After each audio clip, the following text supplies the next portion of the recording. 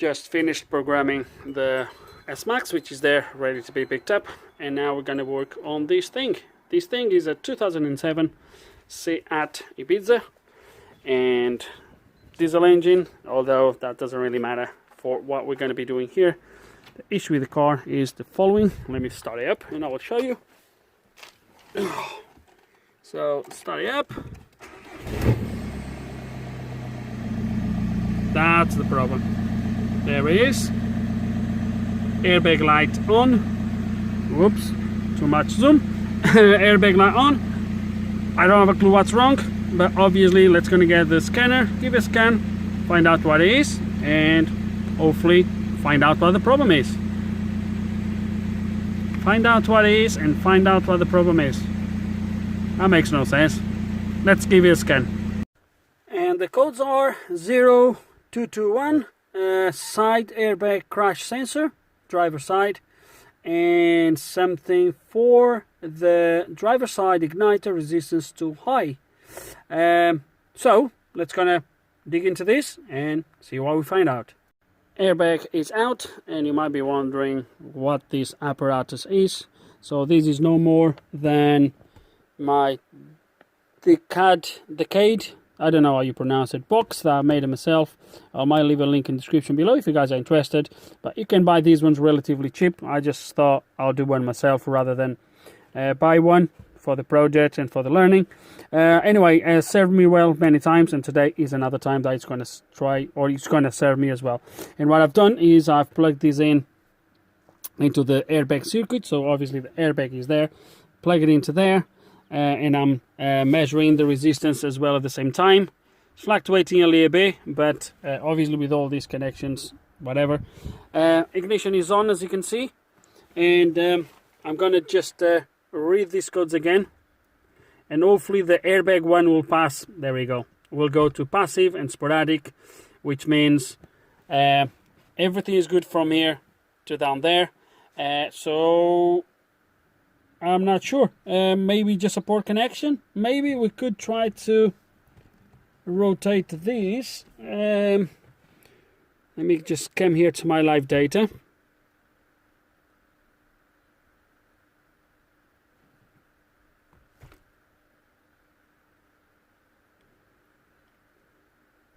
So that shows correct in there. So I'm guessing if I disconnect one of these, that will go to, should change to high. There we go. Okay, so if I go now there again, that should go to correct. There we go. So now I don't know, will it be I just don't want to turn this too much. Could it be, could be a clock spring, or could be just a poor connection here between this plug or the plug for the airbag itself, this one here. So what I'm going to do, I'm going to dismantle this plug and dismantle this one, compress these pins a little bit, make it to do a better contact, and that hopefully will sort the problem for the airbag. Then we have the other issue, which is for the crash sensor, I think it was. Yeah, so crash sensor driver side, which I don't even know where that is located. We're gonna have to dig into that. But first, let's gonna try to see if we can sort this one, and then we'll move into the next problem. So here we have the plug is completely dismantled. So what we're gonna do now is we're gonna clean these contacts here, these blades here on the inside, and you can see that on top. If you can see a little bit of sort of like corrosion on these thingies. Can you see that? So obviously we're going to clean all of this, put it all back in. And on this plug, you don't really need to dismantle the plug. All you need is a tool, something like this, and you can actually press the blades inside. Right here, there's an opening there. If you can see that little groove in there. So if you press in there, like so, press it down, you're going to see inside of the pin the blades compressing a little bit. Can you see that? Actually, you can see the difference between these first two and the other ones. You see how further down they are compared with the other ones. Can you see that? Okay, so that's what we've done. We're going to give you a clean, spray a little bit of contact cleaner etc., and put it all back on and see what happens. Okay, just to show you this how I do with a tiny bit of really thin sandpaper. You just put in between these two blades and then you press a little bit and you just sandpaper both sides, one side and then the other side. You sand a little bit off. Then we're going to use a little bit of dielectric grease as well, but first we're going to clean everything with contact spray. Okay, and on the airbag pins we'll just do with one of these diamond files. We'll just do it like this. Okay, up and down, both pins, different angles to do all round. Okay, the airbag is in place. It's not clipped in, but it's all connected. As you can see, everything's connected. And I just did a erase of the codes. I'm going to show you, if I read the codes again, only the one comes back, which means this problem is sorted. One done, one to go. Let's going to find out where that little sensor lives and try to find out what is wrong with it. Wrong place. I thought it was on the door, but it's not. So, what a mess anyway. Some aftermarket speakers, whatever that is, everything is broken inside, but it doesn't really matter. It's definitely not on the door, so let's kind of look inside the car. The only other place I can think of is either at the bottom of this pillar, or sometimes it's here by the cross member, so maybe that is here, but definitely is not on the door. I had to pull the car a little bit forward because the weather is definitely not helping. Seat out, and there it is. Finally found it. There it is, that blue thing. I had a look behind here, but there was nothing there, so that was the last place where it could be. So let's go to pull it out and see if there's anything there, but it might just be a bad sensor. So I've unplugged the sensor, and obviously we have here an extra code for the driver seat airbag. There's an airbag here on the side of the seat, but obviously that it says implosive signal. Now I want to see what the code is, whether the sensor disconnected. I don't think it's going to be a wiring issue, otherwise it would be like open line or some other kind of code. Now it just says implosive signal.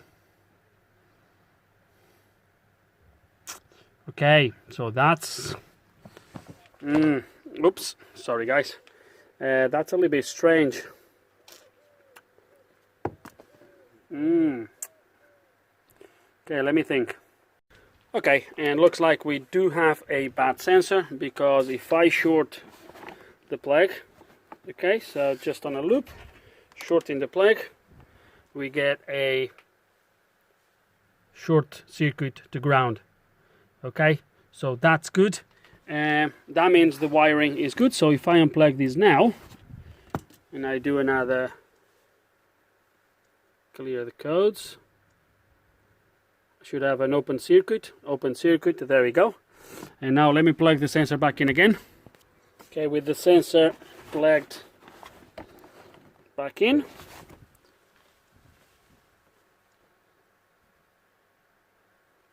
implosive signal, so that to me means a bad sensor. So the module, the airbag module, is indeed communicating with the sensor, but the sensor is not responding correctly. That's all it is. That's it. So let's gonna get a sensor for this and go from there. A few days later I got a sensor. The sensor is a brand new genuine part. That's the part number from Audi and Volkswagen. I did rank Seat and Volkswagen and all that good stuff. This part has been dropped in 2022, so they no longer sell this part. Now you wonder how I got a brand new genuine one. Well, eBay. So I found one on eBay. To be honest with you, I think it was the only one in there, so we've been really lucky. The timing was just right.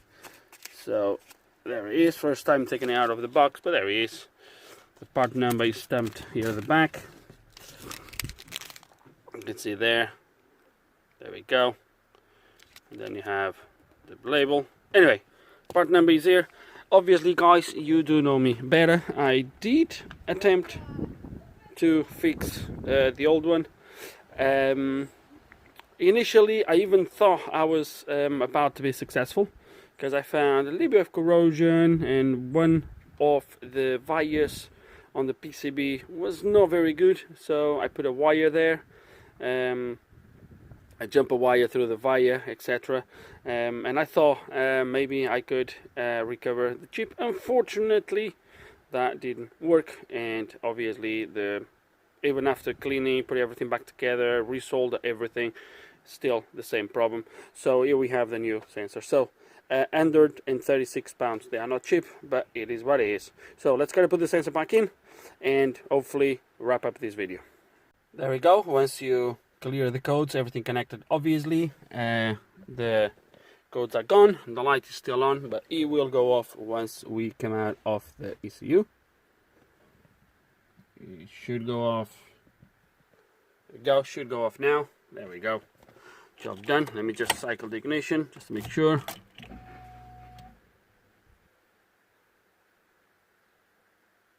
There we go, problem solved.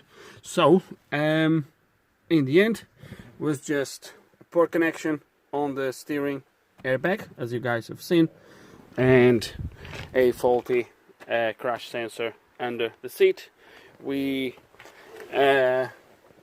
chased the sensor for a little bit, thinking it was on the door. It wasn't, but that's not important. The important is that we found it and we found the problem, and more important that we fixed it.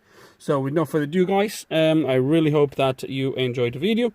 If you do still have any questions or any comments, guys, you know exactly how it works. Just put them right below. And like always, thanks for watching.